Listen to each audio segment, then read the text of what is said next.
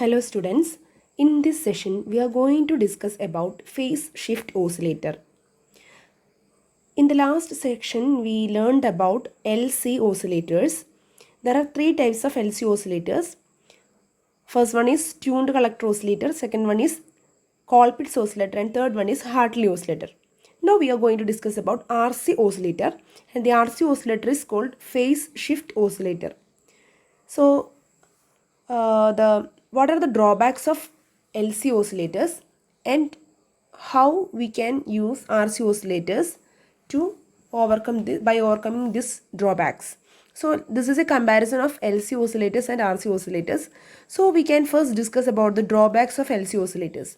The main two drawbacks of LC oscillators are, first one, the frequency instability and poor waveform, and second one, they cannot be used for very low frequencies or low frequency applications, because if we are using it for low frequencies, they become too much bulky and expensive. Bulky means its size becomes large and then its cost becomes large.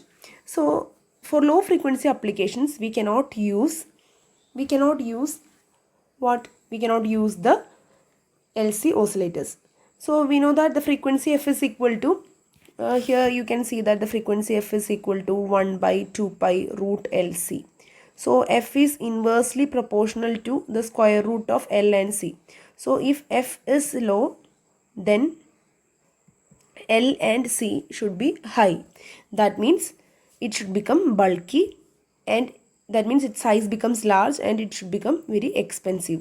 So that is the two main drawbacks of LC oscillators. So to overcome this, we are using RC oscillators. So they have good frequency stability and waveform, and they can be used for very low frequency applications. So next we can see what is the main difference between RC and LC oscillators. In the LC oscillator, how we can get phase shift, or the phase shift is produced. The phase shift of 180 degrees was obtained due to inductive or capacitive coupling. We have seen in the Colpitts oscillator and Hartley oscillator that across the inductor we get feedback, or the tapped inductors in Hartley oscillator provides 180 degree phase shift, and in the case of Colpitts oscillator, tapped capacitors provide 180 degree phase shift, and a further phase shift of 180 degrees was obtained due to transistor properties. But in the case of RC oscillators, we are using resistors and capacitors instead of inductors and capacitors. In RC oscillators, we are using resistors and capacitors. So a phase shift of 180 degree is obtained with a phase shift circuit having resistive and capacitive elements. We will see in the next slide about the phase shift circuit. So the phase shift circuit provides 180 degree phase shift, and instead of inductive and capacitive coupling, here we are using resistive and capacitive elements. So next we can see how the phase shift circuit works. So here is a one phase shift circuit, one section of phase shift circuit. So see this figure here. A capacitor and resistor is connected in series, and a voltage of V1 is applied across this. So here this is an RC circuit. So you have learned about RC circuits, LC circuits and LCR circuits in electrodynamics. So here we are using an RC circuit. So what are the properties of an RC circuit? So in figure 1 we can see that the voltage across this voltage across R means here it is denoted as V1 prime. So V1 prime leads V1. V1 prime leads V1 by 5 degree. So how we obtained that? Remember the phasor diagram in an RC circuit. So you can see that what do you mean by a phasor diagram? We can obtain the phasor diagram in the case of RC circuit. So RC circuit is a circuit that contains only we have the RC circuit contains only this. RC circuit contains only resistors and capacitors. So voltage across, in the phasor diagram we fix the current direction. So this is the direction of current I. So voltage across resistance R is denoted as VR, and voltage across, so there are two components in an RC circuit, a resistor and a capacitor. this is resistor, this is capacitor. So voltage across resistor is denoted as VR and voltage across capacitor is denoted as VC. So in the phasor diagram, always the voltage across R leads the voltage across capacitance by 90 degree. So what is the resultant voltage? The resultant voltage is the vector sum of these two components.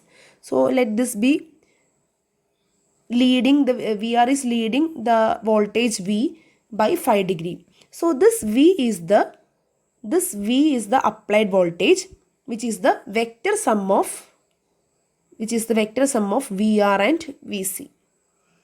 So how we can find the magnitude? Magnitude of vector is given by V is equal to root of VR square plus VC square. So the magnitude of V is equal to root of VR square. What is VR? VR is I into R whole square plus VC is I into capacitive inductance XC whole square. So in this way we can find the value of V. In this way we can find the value of impedance Z. Z is equal to V by I. So that is equal to root of R square plus XC square. So similarly we can find the tan phi. Tan phi is equal to XC by R. This is you all studied in the electrodynamics in the CR circuits or RC circuits. So in this case we can say that since in the phasor diagram I is the direction of I is in this direction, the direction of VR is in this direction, and VR is leading VC by 90 degree and VR is leading the applied voltage V. So this V is the applied voltage. So applied voltage by 5 degree. So that is mentioned in the first figure. So in the first figure we can say that the V1 prime, that means the voltage across R, leads the applied voltage V1 by 5 degrees. So that is given here as the first point. So V1 prime across R leads the applied voltage V1 by 5 degree. Now the value of phi depends upon the values of R and C in the RC circuit. So we can say that if R is varied, what happens? This phi is also changed. So if R is reduced to 0, what will happen? If R is reduced to 0, then V1 prime will lead V1 by 90 degree, because when R is 0, this V1 prime will lead the V1 by 90 degree. So adjusting the value of R to 0 is not possible. Practically it is not possible, because we can say that there is not possible to lead the voltage across R to 0. So that is an practically not possible case. So what is the possible case? In practice we can say that R can be varied such a value that V1 prime lead V1 by 60 degree. We can set the value of R and C in such a way that the voltage across R leads the applied voltage by 60 degree. That means value of phi can be set to 60 degree. So that is the case. So the phase shift circuit means the circuit providing the phase shift. So in the case of RC oscillators, the phase shift circuit is designed using R and C. So the voltage across R is VR and voltage across capacitor is VC. So using the phasor diagram of RC circuit, we can see that the applied voltage V or the voltage across R. So here this is denoted as VR, but in our case it is denoted as V1 prime. So V1 prime is the voltage across R. It leads the applied voltage by 5 degree.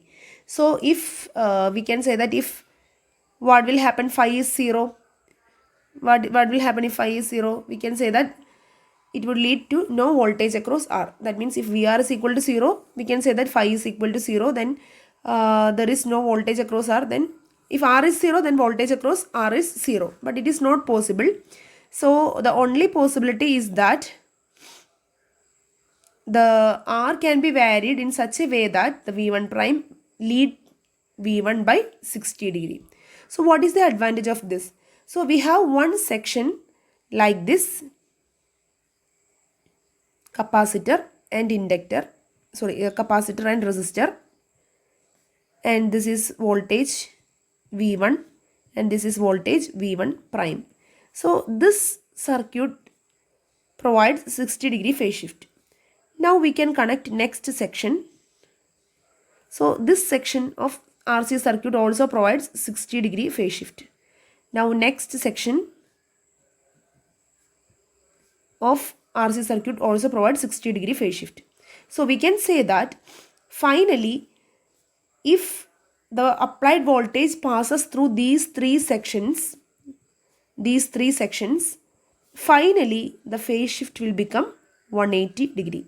Each section provides 60 degrees. So 3 sections will provide total of 180 degree phase shift. In this way, the phase shift oscillator provides 180 degree phase shift. So in this figure you can see that in the first figure this is one section of phase shift circuit. So similarly this section provides 60 degree, this section provides 60 degree, and this section provides 60 degree. So what will happen? The voltage V2, that means voltage across the final section of voltage across the resistance of final section provides, or voltage V2 leads the voltage V1 by 180 degree. So in this way phase shift is arranged in the case of a phase shift oscillator. So I think this is clear to you. So by applying the property of RC circuit, we can generate a phase shift of 180 degree. Now we can discuss the circuit operation. So what will happen when the circuit is switched on? It produces oscillations of frequency, which is determined by this equation. F0 is equal to 1 by 2 pi RC root 6. The derivation is not necessary to you. So just remind the equation. The frequency F0 is equal to 1 by 2 pi RC root 6. Here we assumed that in all 3 sections we are using same resistors and same capacitors. That's why we took RC. So R1 is equal to R2 is equal to R3 is equal to R. Similarly C1 is equal to C2 is equal to C3 is equal to C. So when the circuit is switched on, as explained earlier, the phase shift of 180 degrees is produced and frequency of oscillations is set up in the tank circuit. So in the case of phase shift circuit, in the case of phase shift oscillator, phase shift circuit is the tank circuit which is producing an oscillation F0. Now the output E0 is fed back to the RC feedback network and it produces a 180 degree phase shift. This is the circuit of phase shift oscillator. So we can discuss the circuit operation of phase shift oscillator. So when the circuit is switched on, it produces oscillations in the tank circuit, and the frequency of oscillations is given by F0 is equal to 1 by 2 pi RC root 6. So here we assume that R1 is equal to R2 is equal to R3 is equal to capital R, and C1 is equal to C2 is equal to C3 is equal to C. So the output E0 of the amplifier, this is the output of the amplifier. So the output is fed back. This is the output. This output is fed. This is EI is the input. So output E0 of the amplifier is fed back to the RC feedback network. So our feedback network is 3 sections of RC circuits. So the output E0 of the amplifier is fed back to RC feedback network, which produces a phase shift of 180 degree, and a voltage EI appears at its output, which is applied to the transistor.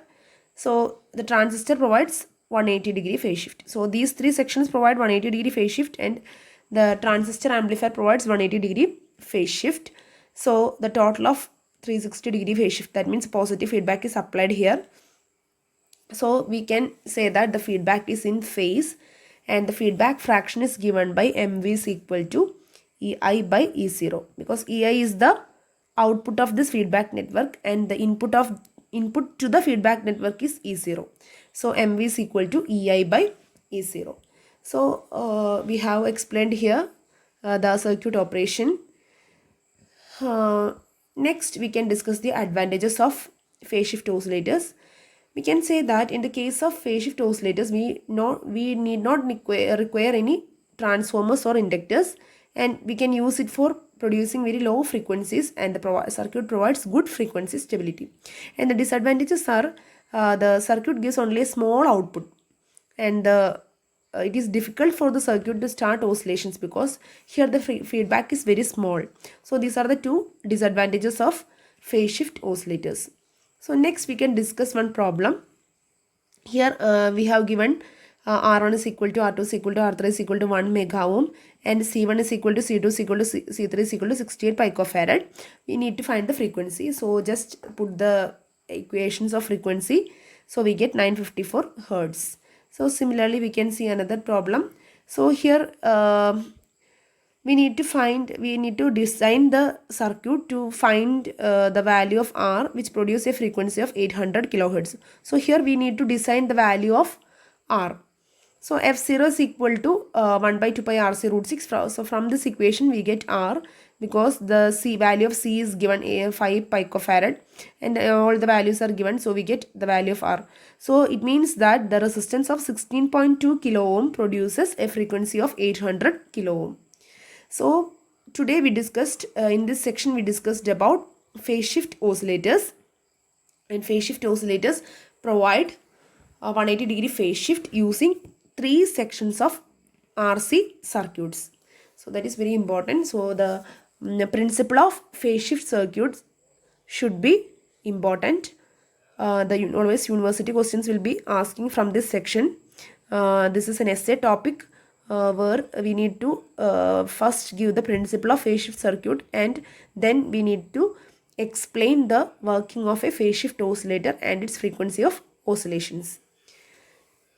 So hope you understood LC oscillators and RC oscillators, and in next section we will discuss about crystal oscillators. Thank you.